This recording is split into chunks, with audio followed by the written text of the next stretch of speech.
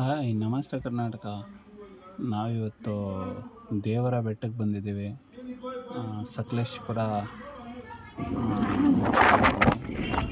ಸೂಪರಾಗಿದೆ ಬೆಟ್ಟ. ದೇವರ ಬೆಟ್ಟ ಇಲ್ಲಿ ಎಷ್ಟು ಕ್ಲೀನಾಗಿದೆ ಅಂದರೆ ಕಣ್ಣು ಸಾಕು.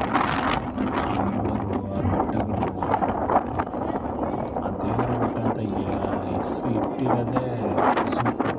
ಇದಕ್ಕೂ ತುಂಬ ಮ್ಯಾಚ್ ಆಗುತ್ತೆ ನೋಡಿ.